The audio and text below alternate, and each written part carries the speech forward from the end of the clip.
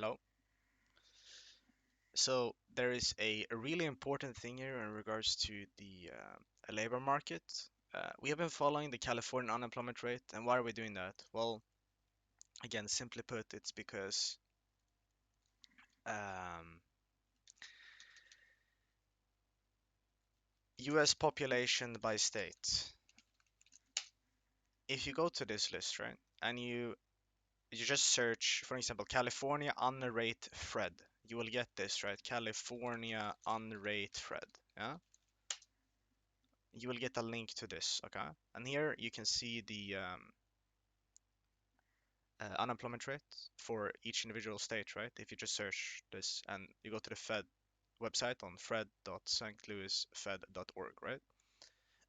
If we look at the national unemployment rate, this looks low, right? It looks like it's hovering around here, you know? It even went down. But this is so deceiving, man.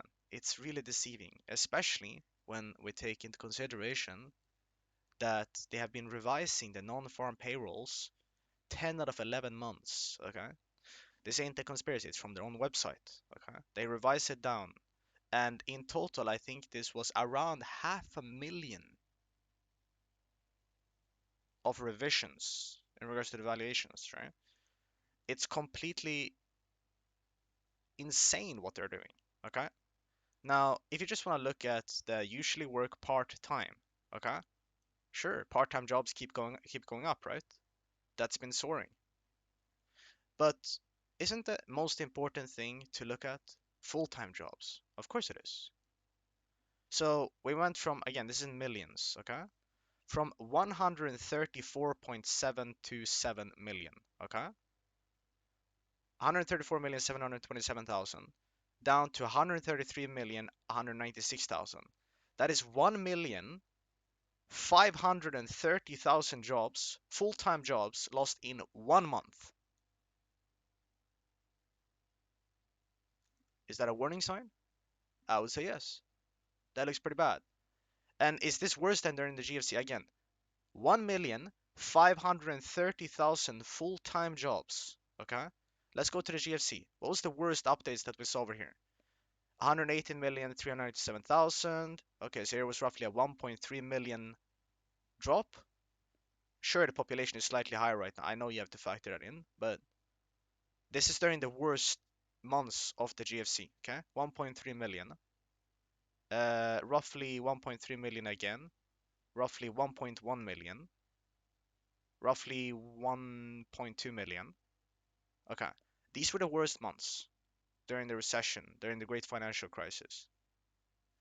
And show me a time when the California unemployment rate rises up more than 0.3%, 9% up to 9.3, no gray bar. 7.8 up to 8%, no gray bar. But anytime it's gone up greater than 0.3%, it always leads to a gray bar, which is a recession. So here's what you need to actually look at, okay? This was bad during the GFC. It's worse now, okay? US population 2008. Okay, so let's say that since today it's 330 million, it's 10%, there's 10% more people in the US. Okay, so if we take that into consideration when we account for this, right? No, this one. And we go to the GFC. Does this even come close? This one did, yeah. This is about as bad as it was, right? That's what we just had. So we're experiencing insane job losses. Okay? It's just that they're trying to hide it from you through part-time jobs. Bro, the economy is not built upon part-time government jobs, which someone works for 2 hours that was created by the government. 2 hours a week. So this whole idea of, oh, everything is different this time, I don't know where it's coming from. Again, we have a money supply contraction, yield curve inversion, the same thing always plays out. And also on top of that, it's not even unusual what the stock market is doing right now. This is the path to trough. The red line is where we are today. This is the GFC. All the warning signs are here. People just choose to ignore it, right? By 2024, we need to experience deflation by Q3, Q4 for this time not to be different. And the unemployment rate needs to soar. But we're seeing that. It's just they're hiding it from you. This is not my opinion. This is from their own website, man. Look at this. And are these revisions not shady? It's 500,000 of revisions. I think the consecutive streak before was 3 times, and then it wasn't anything more than that. Maybe 4 times in the past couple of decades. These reports are absolute. It's just a joke. And it's the same with Florida. Like this keeps going up as well, right? And sure, I know it was low. Yeah, that's what it normally does. It curls out the bottom. Once it starts to go, you need to be early. And what do I mean by that? Because by the time you know that the unemployment rate is up, the stock market is already down 50%. Okay? What do I mean by that? Well, if I look here, let me open two charts. Okay? Um, try this over here. You need to be early when it comes to this. You might say, I'll just get out of the market by the time the unemployment rate starts going up, right?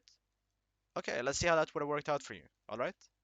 The unemployment rate bottoms here in May 2007 at 4.4. Okay,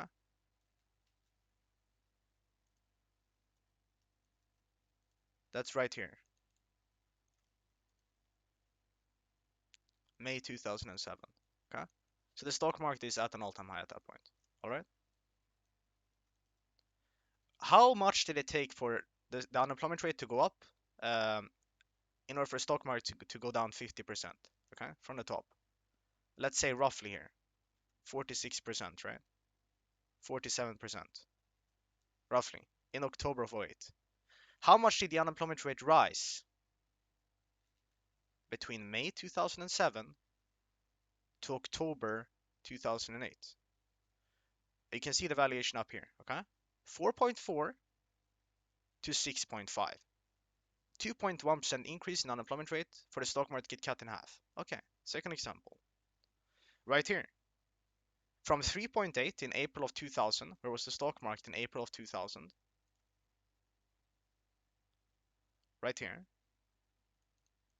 okay? By the time it was down 50%, in July 2002, where was the unemployment rate?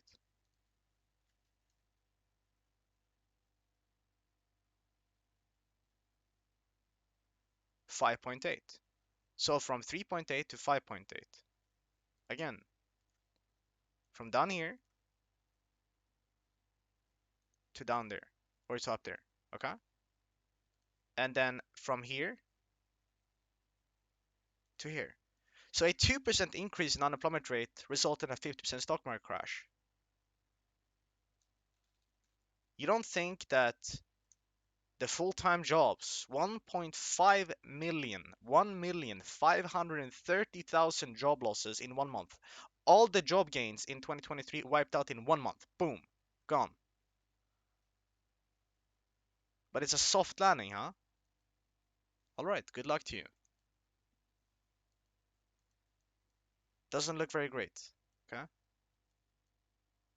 that's all. Peace.